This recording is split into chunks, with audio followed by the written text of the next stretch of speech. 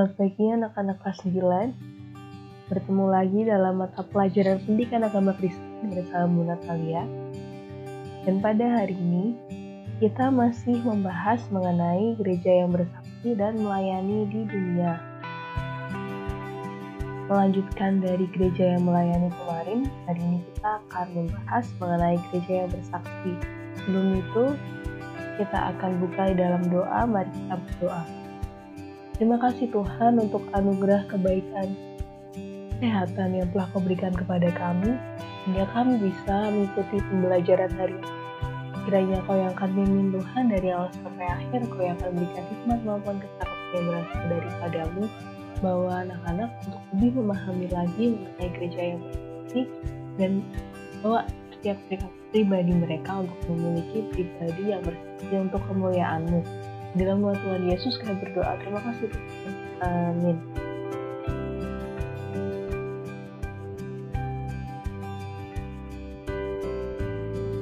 Sebelum kita melanjutkan materi hari ini, pastikan anak-anak menyiapkan buku catatan dan juga Alkitab.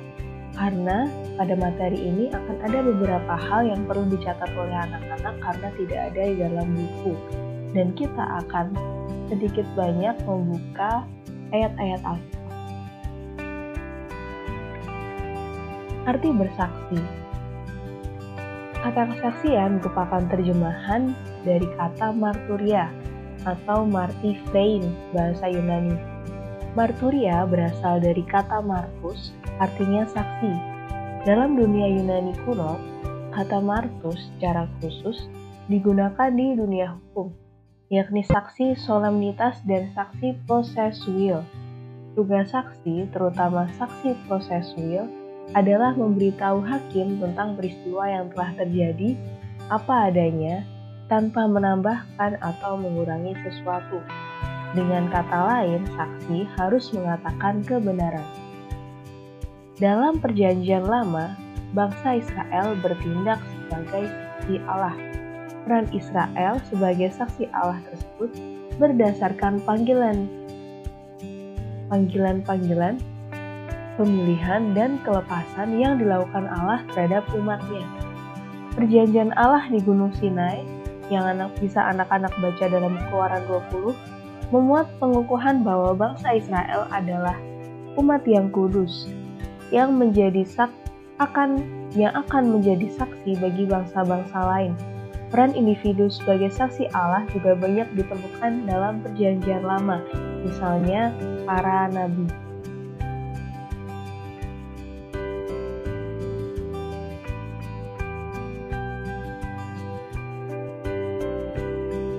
Dalam Perjanjian Baru, kata marturia atau martyrein khusus dipakai untuk menyebut saksi-saksi Kristus, yakni para murid Yesus serta orang percaya.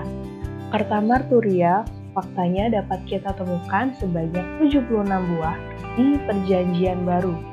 43 diantaranya ada di kitab Yohanes. Tugas panggilan ini dikemukakan Yesus sebelum naik ke sorga dalam Matius 28 ayat yang ke-19. Mari kita buka bersama-sama dalam Matius 28 ayat yang ke-19.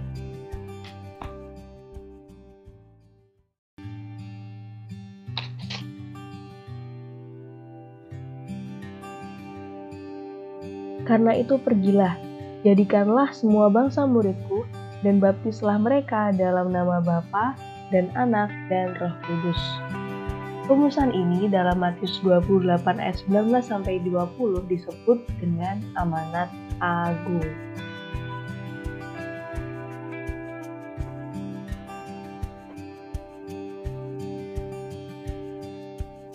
Nah, ini ayatnya, yaitu Matius 28 ayat yang ke-19. Amanat bersaksi tentang karya Allah melalui pengorbanan Kristus itulah yang diemban oleh para murid Yesus. Kemudian, amanat itu diwujudkan saat Pentakosta. Anak-anak pastinya ingat ya, di materi awal kita pernah membahas mengenai Pentakosta, turunnya Roh Kudus ke atas para murid. Roh penolong yang dicurahkan ke atas mereka memampukan para murid untuk memberitakan Injil di tengah bangsa-bangsa yang berkumpul saat itu. Banyak orang menjadi percaya dan memberi diri dibaptis. Gereja perdana atau jemaat mula-mula terbentuk, kemudian mereka memberitakan Injil ke banyak tempat.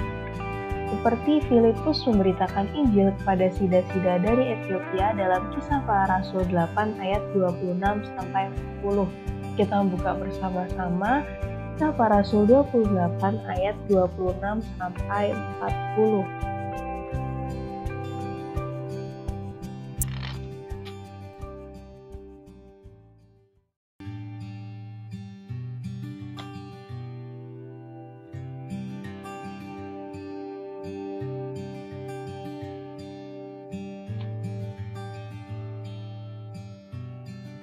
Kisah Para Rasul 8 ayat 26-40 ini memiliki kisah yang cukup panjang. Anak-anak bisa baca sendiri, tetapi pada intinya, pada saat itu Filipus sedang bertemu seorang sida-sida dari Ethiopia, di mana sida-sida tersebut sedang membaca kitab Yesaya.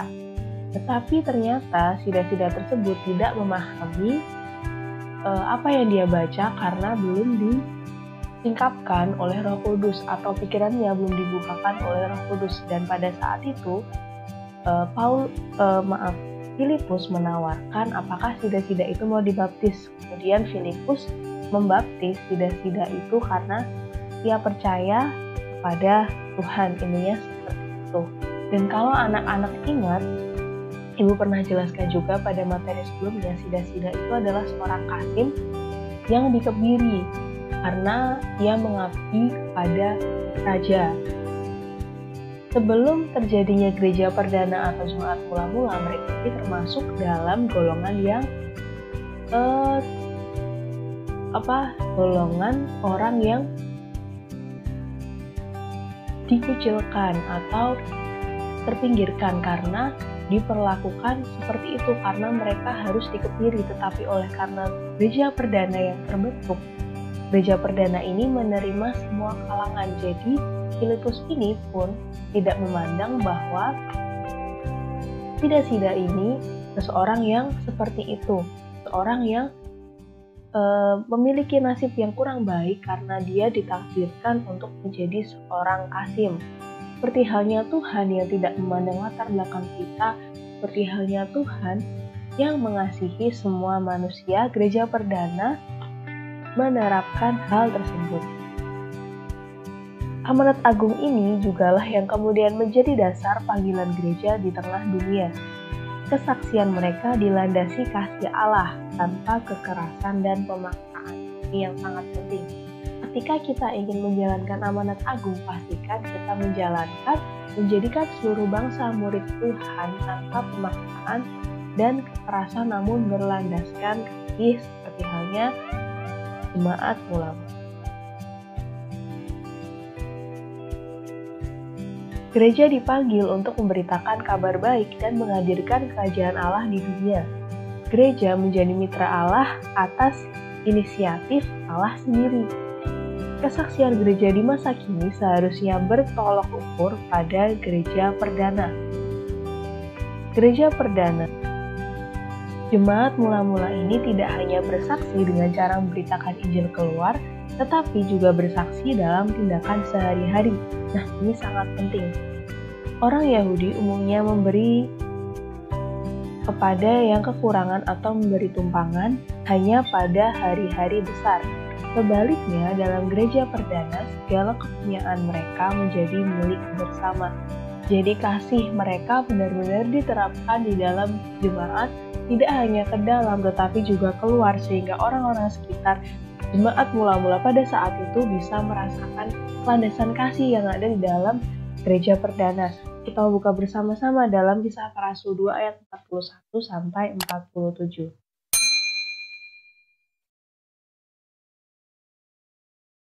Nah, ini judulnya adalah cara hidup jemaat yang pertama. Kita mau baca ayat 41 dan 42 saja. Orang-orang yang menerima perkataannya itu berdiri dibaptis, dan pada hari itu jumlah mereka bertambah kira-kira 3.000. jiwa. Mereka bertekun dalam pengajaran rasul-rasul dan dalam persekutuan, dan mereka selalu berkumpul untuk memecahkan roti dan berdoa. Jadi kurang lebih seperti itu gambaran dari kehangatan jemaat yang pulang-pulang. Apa sih tantangan menjadi gereja yang bersaksi seperti jemaat yang mula-mula? Tantangan internal bisa datang dari faktor ekonomi sosial jemaat atau kemauan jemaat dalam berpartisipasi. Misalnya ada yang datang ke gereja hanya pada saat Paskah dan juga Natal. Pastikan anak-anak jangan seperti ini, karena ketika anak-anak seperti ini yang terjadi, anak-anak menjadi penghambat untuk gereja itu bisa menjadi saksi, di mana orang yang menjadi bagian dalam gereja seharusnya tidak hanya datang pada saat acara-acara hari besar tertentu seperti bangsa Yahudi tadi, yang mereka bagi atau berbuat baik pada saat hari-hari besar tertentu.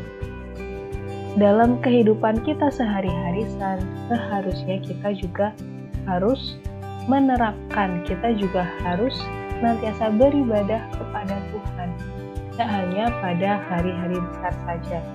Kemudian tantangan yang kedua itu eksternal, yang datang dari lingkungan sekitar, seperti praktik intoleransi atau pengaruh budaya asing yang memengaruhi perilaku dan pemahaman mengenai iman Kristen. Jadi kurang lebih itu faktor internal maupun eksternal yang menjadi tantangan ketika gereja ingin menjadi gereja yang bersaksi. Bentuk-bentuk kesaksian gereja. Gereja diperlengkapi dengan kuasa Roh Kudus agar sanggup memberitakan Injil. Gereja bersaksi memberitakan Injil dalam bentuk pengajaran melalui persekutuan ibadah, pemahaman Alkitab. Gereja bersaksi melalui pelayanan terhadap jemaat, seperti mengunjungi jemaat yang sakit atau sedang mengalami masalah, dan memberi beasiswa pada anggota jemaat yang tidak mampu. Gereja bersaksi keluar dengan cara melakukan kerja bakti, bakti sosial, diskusi lintas agama, dan lain-lain. Itu adalah kurang lebihnya contoh-contoh yang bisa dilakukan gereja ketika gereja ingin menjadi saksi.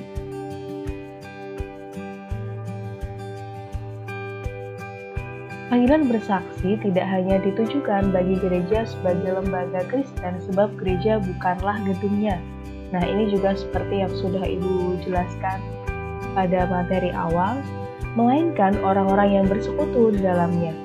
Gereja adalah jemaat, jadi tiap orang percaya bertugas dan dipanggil bersaksi di mana saja dan kapan.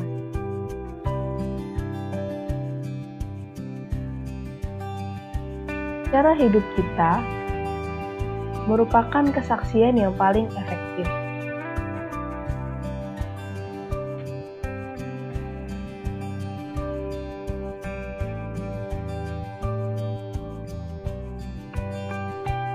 Cara hidup kita merupakan kesaksian yang paling efektif.